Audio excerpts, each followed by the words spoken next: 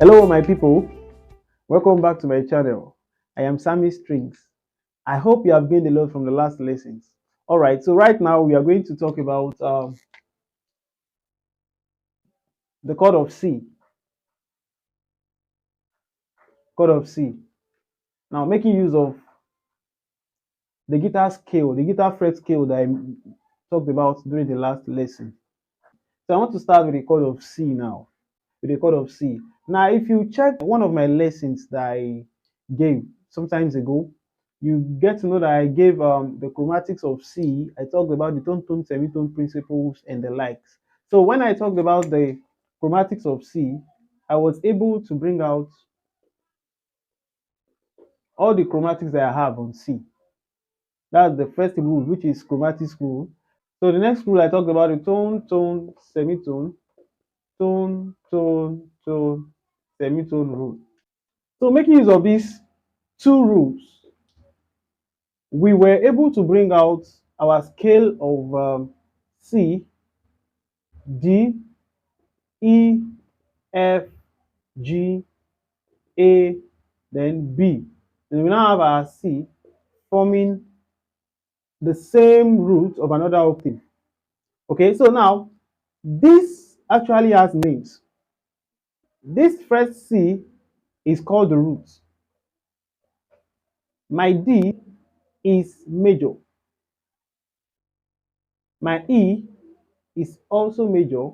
Then I have my F to be the perfect key. This also is perfect. I have A to be major. I have B to also be major. Then now this also forms another root of the same of another octave of the same key this time around. So now following this, we now to bring out my chord of C, I need to bring out my first key, which is the root. Then I need to bring out my third key, which is my major. Then I need to bring out my fifth key, which is my perfect. And that makes it a root, major, and perfect rule. So that is the third rule. So the third rule will now bring out my chord of C, which will bring out my root note, which is my C. So my chord of C will now be C, which is my root note. Then the third key, which is E. Then I have, which is my major key.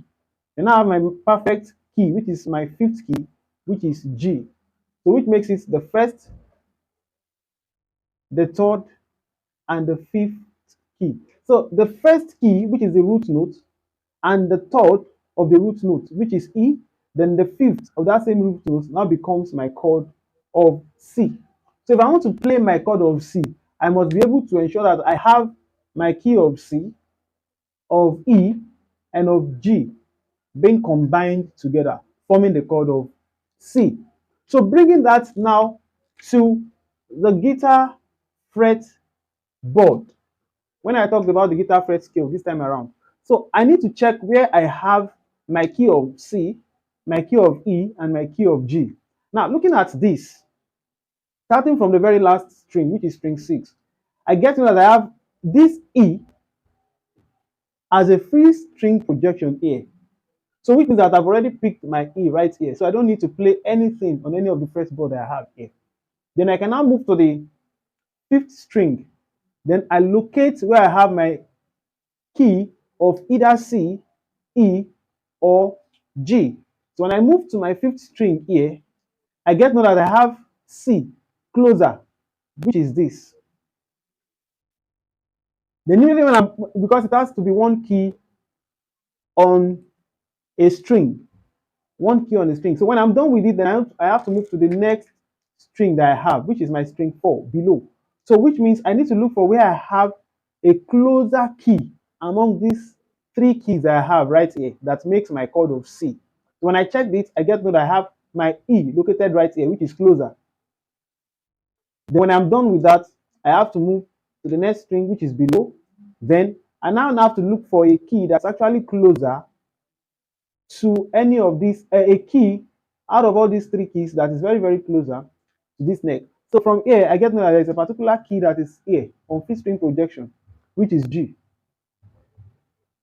Then I have to move to the next string. Immediately I've picked this. Then I have to come down. Then when I check here, I get to know that it's C that is closer right here. Then on my first string, I get to know I have E on fifth string projection. So from here, I'm being able to now bring out my chord of C, which is my C, E, then I have G as my free string projection on string 3, then I have C as my fret 1 projection on string 2. Then I have lastly my E as my free string projection on string 1. So now this now forms my chord of C, my chord of C. So now looking at it, I get to know that now here I have my fifth string to be free. Then I have my fifth string to be on fret 3, then string 5. So here I have my sixth string to be free. So I have my fifth string to be on the fret of 3, which is my C. I have my E to be on the fret of 2 on string 4. Then I have my G to be free on string 3. I have my C to be on the fret of 1 on string 2. Then I have my E as well to be free here on string 1. So making use of this, I press these strings I have as located on the fret board. Now, mind you, if I'm to make use of the fingers, my finger 1 can work for the whole of these frets. My finger 1 works for the whole of this very fret. Finger 1. My finger 2 works for the whole of this very fret that I have here, which is finger 2. And finger 3 works for the whole of this very fret that I have here, which is fret 3. So for fret 1, I have my finger 1 working. Then for fret 2, I have my finger 2 working. For fret 3, I have my finger 3 working, and so on and so forth. So because I'm only making use of the first 3 frets that I have here, so I only have my finger 1, finger 2, and the finger 3 active. Now, what do I mean by this finger 1 that I talked about? Now, when playing the guitar, there are always four functioning fingers when it comes to playing on a guitar. The thumb only serves as a support. So the finger 1 is this. This is finger 2 while playing the guitar. This is finger 3 while playing the guitar. I mean this ring finger. Then I have my little finger as my finger 4. My finger 1 is my index finger. My finger 1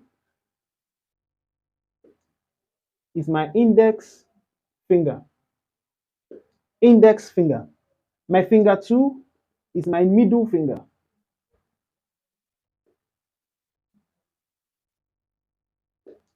My finger 3, which is this, is my ring finger.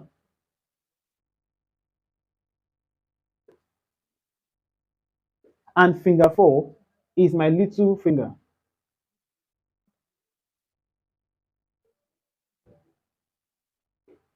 So these are the 4 functioning fingers that I have when playing the guitar, while my thumb only serves as a support. Okay, so that is it. But mind you, each of these fingers constitutes 25% of your playing skill. Each of these fingers that we have, it constitutes 25% of your playing skill. So putting what I just explained on the board right there into practice, I said I have my key of E as free on string 1, which is this. Then I'm moving to string 2. I have my key of C closer, which is going to be on fret 1. So I have to press my fret 1 on string 2, which is this. Then I have my key of G to be free on the string of 3, which is string 3, which is this. Then I have my key of E to be on fret 2, string 4. So I have to press that. Then going to string 5, I have my key of C to be closer, which is fret 3 on string 5. My C is on fret of 3 and string of 5, on the string of 5. So my key of C is on fret 3, string 5. So I press that too. Then I now have my key of E to be on a free as a free string projection on string 6, which is this. So the next thing I have to do right now is that then I place my fingers on where I have these keys located on each of the strings. Then I have to play all the keys at the same time after locating my keys on the guitar fretboard. So I have this, like I said, which is fret 2, which is fret 1, string 2. Then I have fret 2, string 4 to be my E. Then I have fret 3, string 5 to be my C. While I have string 6 to be free on E. And I have my G to be free on string 3. And I have my E to be free as well on string 1. So having located all this, all I have to do is I have to place my fingers on each of these strings and hold them at the same time. Then to strum. Let me strum again. So here I'm playing my chord of C.